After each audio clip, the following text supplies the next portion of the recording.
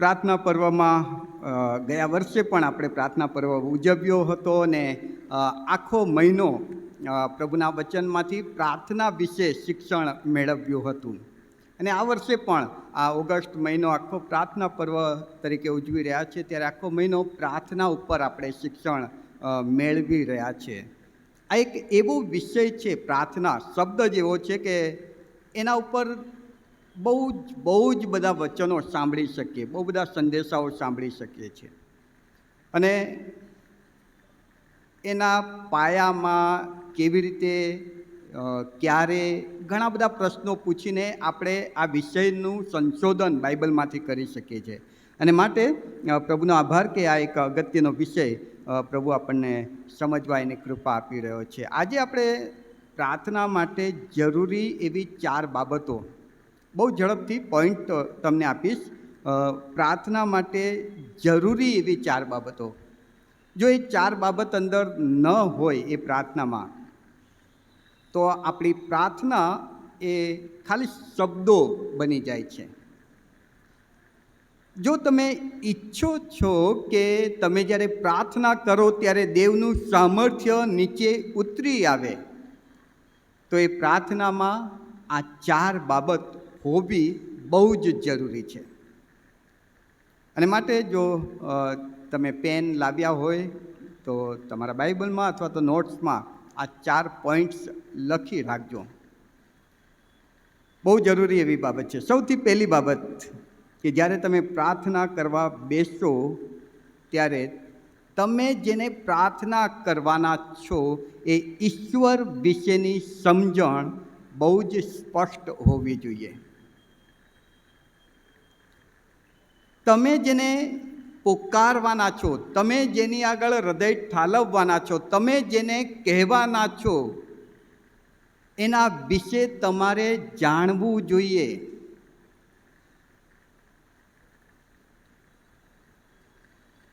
પ્રેરિતોના કૃત્યના 17મા અધ્યાયમાં 22-23 વચનમાં Paul પ્રેરિત આથેન્સની મુલાકાતે નીકળ્યો છે. પ્રભુનો આત્મા એમને જુદી જુદી જગ્યાએ લઈ જાય છે. અને આથેન્સમાં પાઉલ પ્રેરિત છે અને રસ્તા પર ચાલતા ચાલતા એમણે કેટલાક દેરી જે કહેવાય ને, એને પાળિયા પણ કહેવાય ને દેરી પણ કહેવાય, નાના નાના મંદિરો જોયા. અને આથેન્સના લોકોની સાથે પાઉલ વાત કરતા એમ કહે છે કે એ નાની નાની દેરીઓમાં તમે અલગ અલગ દેવ રાખ્યા છે અને બધાને નામ આપ્યા છે, પણ એમાં એક દેરી મેં એ પણ જોઈ, એક નાનું મંદિર એવું પણ જોયું કે જેમાં તમે એવું લખ્યું છે કે અજાણ્યા દેવના માનમાં. હવે જેને તમે જાણતા નથી, જેના વિશે તમને ખબર નથી, જે કોણ છે, કેવો છે, શું કરી શકે છે, એની તમને માહિતી નથી, એની તમે પ્રાર્થના કેવી રીતે કરી શકો? તમે કેવી રીતે એને પોકારી શકો? આ તો અંધારામાં તીર મારવા જેવું. ગીતશાસ્ત્ર 115 જે પ્રત્યુત્તરિત વાચન પાઠમાં વાંચવામાં આવ્યું, ગીત કરતાં બહુ સ્પષ્ટ છે કે મારો દેવ એક એવો ઈશ્વર છે કે જે જુએ છે. મારો દેવ એક એવો ઈશ્વર છે કે જે બોલે છે. ગીતશાસ્ત્ર 115 લોકોના દેવો તો મૂર્તિઓ જ છે. હાથ છે, હલાવી નથી શકતા, પગ છે, ચાલી નથી શકતા, આંખ છે, જોઈ નથી શકતા, કાન છે, સાંભળી નથી શકતા. પણ મારો દેવ જે આકાશમાં છે એને હું ઓળખું છું. એ પોતાનો હાથ લાંબો કરે છે અને સમુદ્ર સુકાઈ જાય છે. વાલો, જ્યાં સુધી તમે આ ઈશ્વર વિશે બરાબર જાણશો નહીં, સમજશો નહીં, ત્યાં સુધી તમારી પ્રાર્થના એ ઈશ્વર પ્રોપર જગ્યાએ જે પહોંચવી જોઈએ ત્યાં નહીં પહોંચે. કેમ કે તમે કોને પોકારી રહ્યા છો એ જ તમને ખબર નથી. રોમનોના પત્રના 10મા અધ્યાયની 14મી કલમમાં એમ લખવામાં આવ્યું છે કે જ્યાં સુધી તેઓ જાણશે નહીં, વિશ્વાસ નહીં કરે. અને વિશ્વાસ નહીં કરે તો તારણ કેમ પામશે? અથવા તો વિશ્વાસ નહીં કરે તો પોકારશે કેવી રીતે? અને માટે વિશ્વાસ માટે જરૂરી છે જાણવું. યોહાનની સુવાર્તામાં 4થા અધ્યાયમાં, યોહાનની સુવાર્તામાં 4થા અધ્યાય, પેલી પાણી ભરવા બાઈ આવે છે. બોલો ના? હા, ઓકે, ગુડ, થેન્ક યુ, તમે મારી સાથે છો એના માટે. સમરૂની બાઈ, પ્રભુ ઈસુ એને બહુ જ સરસ કહે છે, બાઈ જો તું મને જાણત ને તો તું મારી પાસે પાણી માંગત. તું મને જાણતી નથી, માટે જો તું મને ઓળખી ગઈ હોત, તને ખબર પડી હોત કે તારી સામે જે ઊભો છે એ કોણ છે, તું મને જાણી ગઈ હોત તો તું મારી પાસે પાણી માંગત. પ્રભુમાં પ્રિયવાલાઓ, આપણો ઈશ્વર કોણ છે, તે કેવો છે, ક્યાં છે, તેનું ગુણો શું છે, તેના સામર્થ્ય કેટલું છે, તેનું પરાક્રમ કેવું છે, આ બધું આપણે જાણવું જ જોઈએ. તો જ આપણી પ્રાર્થના પ્રોપર પ્રાર્થના થશે. દાનિયેલની પ્રાર્થના બહુ ગજબની પ્રાર્થના. આપણે ઘણી બધી વખત દાનિયેલની પ્રાર્થના ઉપર સંદેશાઓ સાંભળીએ છીએ ને, એના પર ભાર પણ આપીએ છીએ. જે શાસ્ત્રપાઠ વાંચવામાં આવ્યો, તમે જુઓ દાનિયેલનું પુસ્તક 2જો અધ્યાય 20મી કલમથી આગળ તમે જોતા જજો. દાનિયેલની પ્રાર્થના ઈશ્વરના સામર્થ્યને નીચે શા માટે લઈ આવી શકતી હતી? કેમ કે એ પોતાના ઈશ્વર વિશે જાણતો હતો કે મારો ઈશ્વર કોણ છે, કેવો છે, એનું સામર્થ્ય, એનું પરાક્રમ કેવું છે, હું જેને પોકારી રહ્યો છું એ કેવા છે, એ પ્રોપર હકીકતમાં દાનિયેલ જાણતો હતો. તમે જુઓ ત્યાં 20મી કલમથી આગળ, 20મી કલમ, જ્ઞાન, ઈશ્વર વિશેની એની સમજણ જુઓ. જ્ઞાન ઈશ્વરનું છે, પરાક્રમ ઈશ્વરનું છે. 21મી કલમ, એ ઈશ્વર સમયોને બદલી નાખે છે. 21મી કલમ, એ ઈશ્વર ઋતુઓને બદલી નાખે છે. 21મી કલમ, એ ઈશ્વર રાજાને ગાદી પર બેસાડે છે અને રાજાને ગાદી પરથી પદ ભ્રષ્ટ કરી શકે છે. એ ઈશ્વર જ્ઞાનીઓને જ્ઞાન આપે છે. એ ઈશ્વર બુદ્ધિમાનોને અક્કલ આપે છે. એ ઈશ્વર ગહન અને ગૂઢ રહસ્યને ખુલ્લા કરે છે. એ ઈશ્વર 22મી કલમમાં અંધારામાં જે કંઈ હોય તે જાણે છે. એ ઈશ્વર અજવાળું ને પ્રકાશ એની સાથે રહે છે. એ મારા પૂર્વજોનો દેવ. દાનિયેલ જાણતો હતો. રાજાને સ્વપ્ન આવ્યું છે, રાજા સ્વપ્ન બોલતા નથી અને ખુલાસા માંગી રહ્યા છે. કેવી રીતે લોકો ખુલાસો આપી શકે જ્યાં સુધી સ્વપ્ન એમને ખબર ન પડે? બીજા બધા જ્ઞાનીઓ પાછા પડ્યા. બીજા બધા જ્ઞાનીઓ કે રાજા તમે સ્વપ્ન કહો તો અમે ખુલાસો કહીએ. રાજા કે ના, હું સ્વપ્ન બી નહીં કહું, તમારે જ મારા સ્વપ્નને કહેવાનું અને તમારે જ એનો ખુલાસો પણ આપવાનું.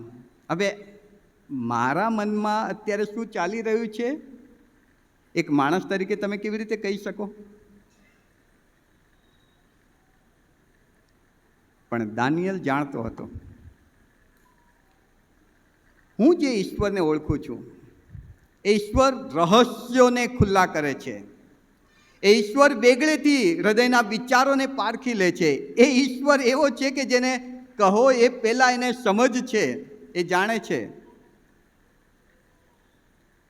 વાલાઓ, જ્યારે પણ તમે પ્રાર્થનામાં બેસો અને તમે જે વિનંતી લઈને પ્રભુની આગળ આવવાના છો એ પહેલાં તમારા ઈશ્વર વિશે બહુ ક્લિયર થઈ જાઓ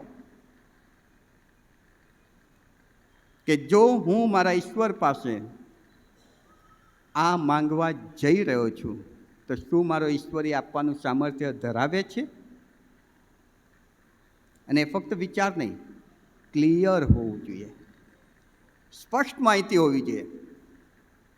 મને ચોક્કસ ખબર હોવી જોઈએ કે આ ઈશ્વર તે કરી શકે છે.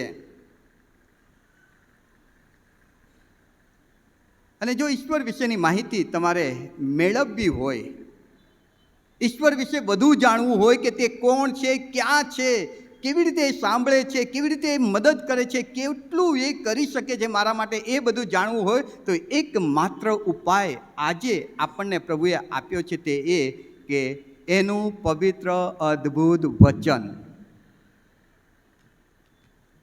આમાં ઈશ્વરે પોતાની બહુ ગજબની ઓળખ આપી છે. ગીતશાસ્ત્ર 9 અને 16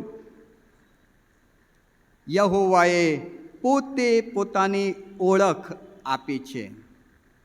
ઈસુએ કહ્યું કે પિતાને તમારે ઓળખવો છે, લો હું આવ્યો છું. પિતા પ્રેમાળ છે.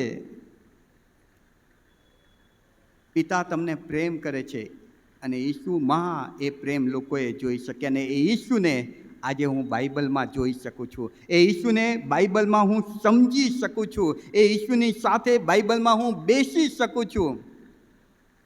વાલાઓ, બાઇબલ જેટલું વધારે વંચાય વાંચજો.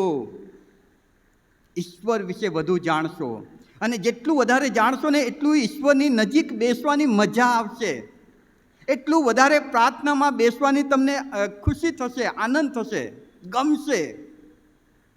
અને જેટલી પ્રાર્થના કરશો એટલું દેવનું સામર્થ્ય નીચે ઉતરી આવશે. જેટલી પ્રાર્થના કરશો એટલો તમારો વિશ્વાસ વધતો જશે અને પરાક્રમી કાર્યો તમે જોશો. પ્રભુ પોતાને જુદી જુદી રીતે પ્રગટ કરે છે. બીજી ઘણી બધી બાબતો હોઈ શકે. પ્રભુના વચનો દ્વારા પ્રભુ પોતાને પ્રગટ કરે છે. સ્વપ્ન સંદર્શનો દ્વારા પ્રગટ કરે છે. પ્રસંગો, પરિસ્થિતિ, દૈવી અવાજ દ્વારા પ્રભુ પોતાને પ્રગટ કરે છે. પણ સૌથી બેસ્ટ વે, સૌથી સારો રસ્તો બાઇબલ છે કે જેમાં પ્રભુ પોતાને પ્રગટ કરે છે. વાંચજો, વાંચજો, વાંચજો. આ પહેલી બાબત કે જ્યારે પ્રાર્થનામાં બેસો, ઈશ્વર વિશે સમજ કમ્પ્લીટ ક્લિયર હોવી જોઈએ અને એના માટે બાઇબલ વાંચજો. વચનથી દાવો કરજો. પ્રભુ, તું મૂસાએ લાકડી લાંબી કરીને સમુદ્રના ભાગ કરી દીધેલા, તું એ વખતે કરી શકતો તો આજે પણ કરી શકે છે. મારા પ્રશ્નો, મારી ચિંતા, મારું દુઃખ, મારી માંદગી બધું જ પ્રભુની આગળ મૂકી શકાય છે. બીજી જે અગત્યની વાત પ્રાર્થનામાં હોવી જોઈએ તે એ કે ઈશ્વર વિશે મેં ઘણું બધું આમાંથી જાણ્યું. મને ખબર પડી કે ઈશ્વર કેવા છે, ઈશ્વર કોણ છે, ઈશ્વર ક્યાં રહે છે, ઈશ્વરનું સામર્થ્ય, પરાક્રમ બધું મને ખબર પડ્યું. પણ જો એની સાથે મારો સંબંધ નથી તો વાલાઓ એ નકામું છે. અને માટે આ બીજી બાબત પ્રાર્થનામાં કે જેને હું પોકારી રહ્યો છું, જેને હું બૂમ પાડી રહ્યો છું, એની સાથે મારો એવો સંબંધ હોવો જોઈએ કે હું બૂમ પાડું અને એની દ્રષ્ટિ મારા તરફ ફરે. હું બૂમ પાડું અને એ પ્રત્યુત્તર આપે કે હું આ રહ્યો. એવો સંબંધ હોવો જોઈએ. યાકૂબના પત્રના 2 અધ્યાયની 19મી કલમમાં યાકૂબ બહુ સરસ કહે છે, ઈશ્વર કોણ છે, ઈશ્વર કેવા છે, ઈશ્વરનું સામર્થ્ય શું છે, એ તો ભૂતો પણ જાણે છે. ભૂતો, અશુદ્ધ આત્માઓ, શેતાન એ પણ જાણે છે અને ઈશ્વરથી બીએ છે. એટલે ફક્ત ઈશ્વર વિશે જાણવું એટલું જ જરૂરી નથી. કેમ કે ભૂતો, શેતાન ને અશુદ્ધ આત્માઓ પણ ઈશ્વર વિશે તો જાણે છે, પણ એ ઈશ્વર વિશે બહુ જરૂરી બાબત કે એની સાથેના સંબંધમાં તમારે હોવું જોઈએ. તો તમારી પ્રાર્થના દેવના પરાક્રમને નીચે લાવે છે. દાનિયલ જે આપણે જોયું, ઈશ્વર વિશેની એની સમજણ રજૂ કરે છે અને પછી 23મી કલમમાં બહુ સરસ કહે છે કે આ જે ઈશ્વર છે જેની મને બરાબર સમજ છે, એ ઈશ્વર મારા દેવ છે. હે મારા પૂર્વજોના દેવ, મારો દેવ. આ મારો પ્રભુ છે, આ મારો ઈશ્વર છે. વાલાઓ, આ બહુ જ જરૂરી એવી બાબત છે કે જ્યાં સુધી હું મારા એ ઈશ્વર સાથેના સંબંધમાં નથી ત્યાં સુધી એના વિશેની કોઈ પણ સમજણ મારા માટે ફક્ત મને બીક ઉત્પન્ન કરશે. મારી પ્રાર્થના એની આગળ માન્ય નહીં થાય. અને માટે જ્યારે પ્રભુ ઈસુ ખ્રિસ્તે પ્રાર્થના પોતાના શિષ્યોને શીખવાડીને ત્યારે એમણે શું કીધું ખબર છે? કે જ્યારે તમે પ્રાર્થના કરો ત્યારે એ ઈશ્વર કે જેને તમે પોકારી રહ્યા છો એને શું કરીને બોલાવવાનું છે? હો આકાશમાંના અમારા બાપ. સંબંધ હોવો જોઈએ. તમે એનું સંતાન છો, તમે એના બાળક છો, એ તમારો પિતા છે. એ સંબંધમાં જ્યારે તમે આવો છો અને જ્યારે તમે તમારા પિતાને ઓળખીને એની પાસે માંગો છો, જરૂર જરૂર જરૂર તમારા હકમાં તે એ કરવાનું સામર્થ્ય ધરાવે છે. ઉત્પત્તિમાં તમે જોઈ શકો છો કે આદમને ઈશ્વરે બનાવ્યા. ઈશ્વર એના ઉત્પન્ન કરતા, એના પપ્પા, એના બાપા, એના પિતા. પ્રકટીકરણ છેલ્લું પુસ્તક 21મો અધ્યાય 7મી કલમ. પ્રભુ સ્વર્ગમાં જે લોકોને લેવાના છે એમના માટે બહુ સરસ સ્ટેટમેન્ટ આપે છે કે હવે હું એનો દેવ અને એ મારું બાળક, હું એનો પિતા ને એ મારું સંતાન થશે.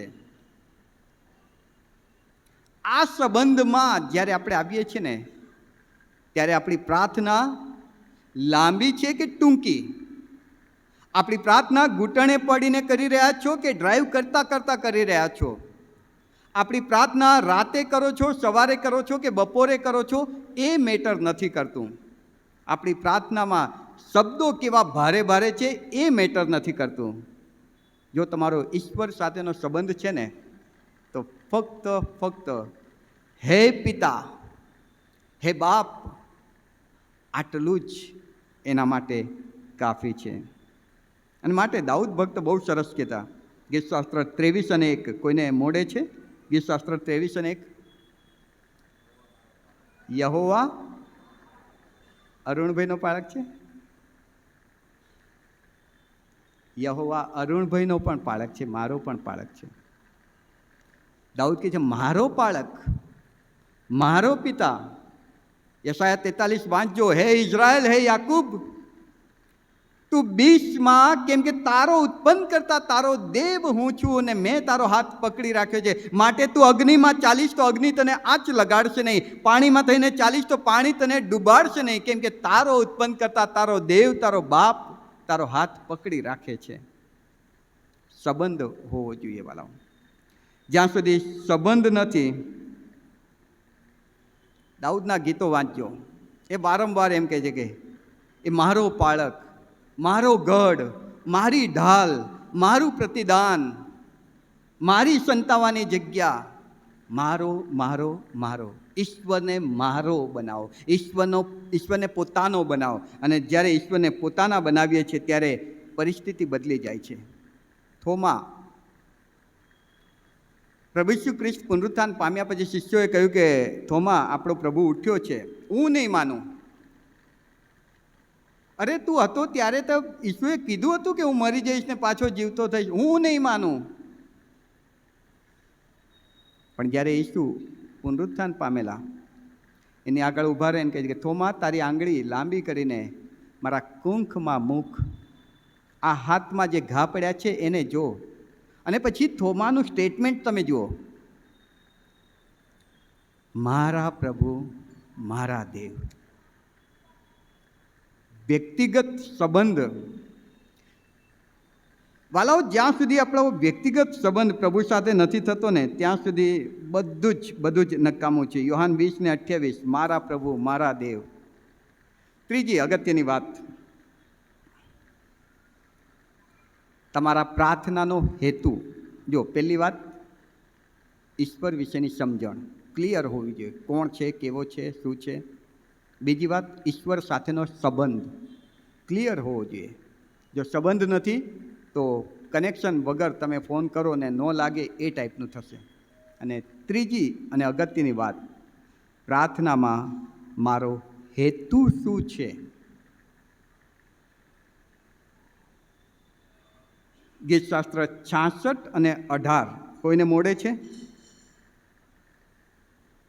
જો હું ભૂંડાઈ કરવાનો ઈરાદો રાખું તો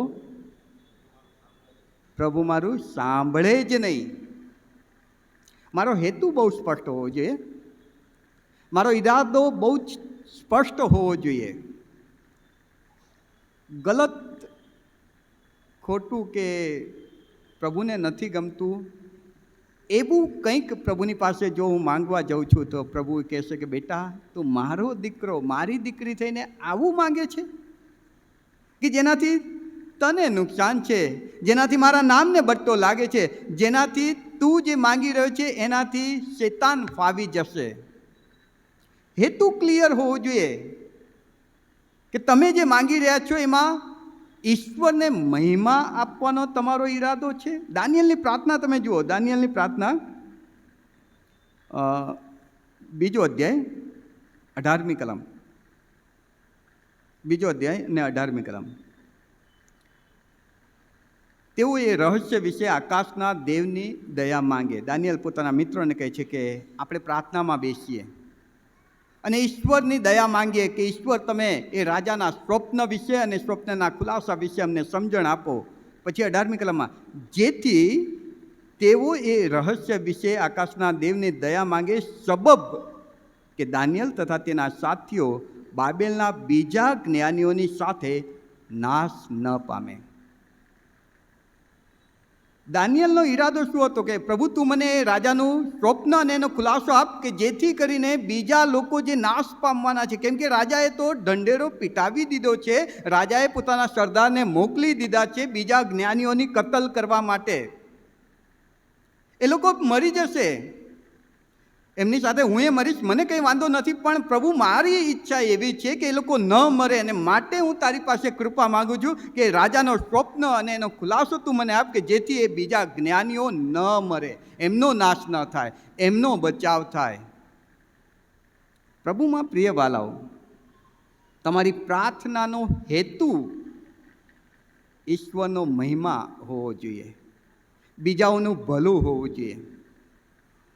અને એ માટે જ તો પ્રભુ આપણને એની ઓળખ આપે છે. બિનસ્વાર્થી પ્રાર્થના હોવી જોઈએ કે પ્રભુ, યાકૂબ 4 અને 3માં લખ્યું છે, ખોટા ઈરાદા આપણી પ્રાર્થનાને અટકાવે છે. ખોટા ઈરાદા આપણી પ્રાર્થનાને અટકાવે છે. 5 મિનિટ બાકી છે. છેલ્લો મુદ્દો આપણે જોઈ લઈએ. છેલ્લો અને ચોથો પોઈન્ટ જે પ્રભુ આપણી સાથે વાત કરવા માંગે છે તેમાં એ છે કે તમારી પ્રાર્થનામાં તમારું સમર્પણ, તમારી પ્રાર્થનામાં તમારું સમર્પણ બહુ જરૂરી છે. 16મી કલમ,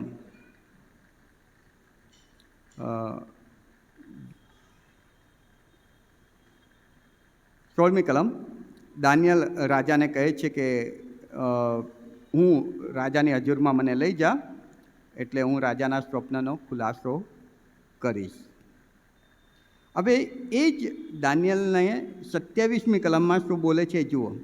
27મી કલમ, દાનિયેલે રાજાને ઉત્તર આપ્યો કે જે મર્મ વિશે આપે પૂછ્યું છે તે જ્ઞાનીઓ, મંત્ર વિદ્યા જાણનારાઓ, જાદુગરો કે જોશીઓ બતાવી શકતા નથી. વાલાઓ, એક વિરોધાભાસી સ્ટેટમેન્ટ દાનિયેલનું આપણને અહીં દેખાઈ રહ્યું છે. એક જગ્યાએ તે રાજાની આગળ એમ કહે છે કે તમારા સ્વપ્નનો ખુલાસો હું બતાવીશ, અને પછી 27મી કલમમાં કહે છે કે રાજા તમારા સ્વપ્નનો ખુલાસો આ જ્ઞાનીઓ, આ મંત્ર વિદ્યા જાણનારા, આ જાદુગરો, આ જોશીઓ નહીં બતાવી શકે. અને પોતાને પણ મૂકે છે કે હું પણ નહીં બતાવી શકું, હું પણ નહીં કહી શકું, હું મારી મર્યાદા જાણું છું, હું માણસ છું એવું હું કબૂલ કરું છું. પ્રાર્થનામાં જ્યારે બેસીએ ને ત્યારે આપણે વાલાઓ એ સમજણ સાથે બેસીએ કે હે પ્રભુ, જે પરિસ્થિતિ આવીને પડી છે એમાં હું માણસ તરીકે નબળો છું, અધૂરો છું, અજ્ઞાન છું, નથી આવડતું, મને નથી સૂઝ પડતી કે શું કરું, બિલકુલ લાચાર છું. અને માટે હે પ્રભુ, તારી પાસે આવ્યો છું, કેમ કે મને સમજણ છે તું સામર્થ્યવાન ઈશ્વર છે, કેમ કે હું જાણું છું તું પરાક્રમી દેવ છે. હું નબળો છું, પણ તારા પરાક્રમનો તો પાર નથી. પ્રાર્થનામાં આવી સમજણ સાથે આપણે બેસવાનું છે. હું કરી શકું છું એ બાબત આપણી પ્રાર્થનાને આપણા સુધી જ મર્યાદિત બનાવી દે છે. પણ જ્યારે તમે એમ કહો છો કે પ્રભુ હું કાંઈ જ નથી, હું માટીનો માણસ, મને કાંઈ સૂઝ નથી પડતી, માટે તમારી પાસે આવ્યો છું. અને તમારા વિશે મેં બાઇબલમાં વાંચ્યું છે કે તમે કરી શકો છો. તમારા વિશે બાઇબલમાં મને જાણવા મળ્યું છે કે તમે તે કર્યું છે. અને માટે પ્રભુ, મારી નિર્બળતા લઈને હું તમારી પાસે આવ્યો છું. અને આપણો તો સંબંધ છે, હું તમારું સંતાન છું, હું બીજે ક્યાં જાઉં, તમારી જ પાસે આવું ને. અને જ્યારે એવી સમજણથી તમે પ્રાર્થના કરો છો ત્યારે વાલાઓ, બહુ અજાયબ જેવું પરાક્રમ સાબિત થાય છે. લુકની સુવાર્તાના 5મા અધ્યાયમાં પિતર ને એના સાથીઓ માછલી મારવા ગયા. બાઇબલ કહે છે કે આખી રાત મહેનત કરી, માનવીય પ્રયત્નો બધા જ કરી જોયા, કંઈ જ પકડાયું નહીં, કોઈ સફળતા નહીં, કશું જ મળ્યું નહીં. ખાલી હાથે, નિરાશ, દુઃખી, ચિંતા. અને પ્રભુ ઈસુ કહે છે કે પિતર, થોડીક આગળ અંદર લઈ જા ઊંડા પાણીમાં, અને તારી જમણી તરફ જાળ નાખ. પિતરનું સ્ટેટમેન્ટ બહુ ગજબનું છે, બહુ જ ગજબનું. પિતર એમ કહે કે પ્રભુ, અમે આખી રાત મહેનત કરી છે, પણ કશું જ પકડાયું નથી. આ મારી કબૂલાત છે. હું આટલો જાણકાર માણસ, બહુ જ નાનપણથી માછલી મારવાનો, માછલી પકડવાનો ધંધો, બિઝનેસ કરનાર, બધું જ મને ખબર. પણ પ્રભુ, હું કબૂલ કરું છું કે હું નિષ્ફળ ગયો છું. મારાથી કશું જ થાય એવું નથી. મેં બહુ મહેનત કરી, કશું પકડાયું નહીં. પછી પિતર આગળ કહે, તારા કહેવાથી હું કરીશ, કેમ કે હું જાણું છું તું બોલે છે ને થઈ જાય છે. પ્રભુ, તું કરી શકે છે. તે કીધું કે ઊંડા પાણીમાં નાવડી લઈ જઈને જાળ નાખો, હું નાખીશ, કેમ કે તમે એ કરી શકો છો કે જે મારાથી નથી થતું. પોતાની મર્યાદા સ્વીકારો વાલાઓ, કેમ કે જે વ્યક્તિ પોતાની મર્યાદા નથી સ્વીકારતી, એની પ્રાર્થના ફક્ત એના શબ્દ બનીને રહી જાય છે. લુકના 18મા અધ્યાયમાં બે વ્યક્તિ પ્રાર્થના કરવા આવ્યા, એક દાણી અને બીજો ફરોશી. હું દાણી આકાશ તરફ જોવા પણ તૈયાર નહીં. હું નબળો છું પ્રભુ, હું પાપી છું, હું અધૂરો છું, હું થાકી ગયેલો છું, હું હારી ગયેલો છું, મારાથી નથી થતું બાપ. પ્રભુ શું કહે છે કે એ દાણીની પ્રાર્થના સાંભળવામાં આવી. જ્યારે તમે એમ કહો છો કે હું કરી શકું છું પ્રભુ, ફક્ત તમે મારી સાથે રહેજો. પ્રભુ કહે, ભાઈ તું કરી શકે તો જાને કરી લે. પણ જ્યારે તમે એમ કહો છો કે પ્રભુ હું નહીં કરી શકું, હું મારું સમર્પણ તમને કરું છું, હું તમારી સાથે રહીશ, તમે કરો, તમે ચલાવો, તમે આગળ વધો. અને જ્યારે એ પ્રકારની આપણી સમજણ હોય છે ત્યારે વાલાઓ, ચમત્કારનો અનુભવ આપણે કરી શકીએ. 2 કોરિન્થી 12મો અધ્યાય અને 10મી કલમ પાઉલ કહે છે કે જ્યારે હું નિર્બળ છું ત્યારે જ હું સબળ છું. જૂના કરારમાં 1 શમુએલ 17મા અધ્યાયમાં 37મી અને 47મી કલમ તમે જોજો. ગોલિયાતને મારવા નીકળેલો દાઉદ, નાનો છોકરો. સાઉલ કહે કે ભાઈ તું તો નાનો છોકરો છે, તું શું કરી શકીશ? હા, હું કંઈ નહીં કરી શકું, મને ખબર છે. એક વખત સિંહ જંગલમાં આવ્યો ને રીંછ આવ્યો, ગભરાઈ ગયેલો, પણ મારા દેવે મને તાકાત આપેલી. એ સમયે એ દેવને ઓળખું છું કે જેણે સિંહ જ્યારે મારી સામે આવ્યો ત્યારે સિંહને મારવા માટે મારા પર કૃપા કરી હતી. એ દેવને હું ઓળખું છું. અને આ ગોલિયાત કે જે જીવતા દેવનો તિરસ્કાર કરી રહ્યો છે, એને પણ એ જ દેવના સહાયથી હું મારીશ. કેમ કે હું જાણું છું હું નબળો છું, મારાથી તલવાર નથી ઊંચી થતી, મારાથી બખ્તર નથી પહેરાતું, હું નબળો છું, હું લડાઈ નહીં કરી શકું, પણ યુદ્ધ તો યહોવાનું છે અને યહોવા યુદ્ધ કરશે અને એના પર મને ભરોસો છે. મારી નબળાઈમાં એનું સામર્થ્ય તમે જુઓ. પ્રભુમાં પ્રિય વાલાઓ, આપણી પ્રાર્થનામાં 4 બાબત હોય ને તો દેવનું પરાક્રમ નીચે ઉતરી આવશે. ઈશ્વર વિશેની સમજણ રોજ વાંચજો. બહુ ગજબની વાતો ઈશ્વર વિશે આપણને કહે છે. ઈશ્વર સાથેનો સંબંધ અને ઈશ્વર પર ભરોસો. અને ચોથું, મારી નિર્ભરતા. હું અજ્ઞાન અધૂરો કાંઈ નથી, તારા શરણમાં આવ્યો છું. બસ આટલું આપણે પ્રભુને કહીએ. પ્રભુ આપણી પ્રાર્થનાઓમાં એનું સામર્થ્ય પ્રગટ કરશે. આવો પ્રાર્થનામાં અમે પ્રાર્થના કરીએ. જીવંત પરમેશ્વર, તમારો ખૂબ આભાર તમારા અદ્ભુત પવિત્ર વચનને માટે. પ્રાર્થના અંગે પ્રભુજી તમે આજે અમને જે શિક્ષણ આપ્યું છે, પ્રભુ તમારો ખૂબ આભાર. તમારા વિશે જાણવા, તમારી સાથેના સંબંધમાં વધારે મજબૂતાઈથી આગળ વધવા, તેમજ પ્રાર્થનામાં મારા ઈરાદા, મારા હેતુ વિશે સ્પષ્ટ થઈને અમારી નબળાઈને કબૂલ કરતા અમે તમારી આગળ પ્રાર્થના કરીએ, એ માટે અમારી સહાય કરજો. ઈસુ મારા પ્રભુના નામમાં માગું છું. આમેન. Thank you.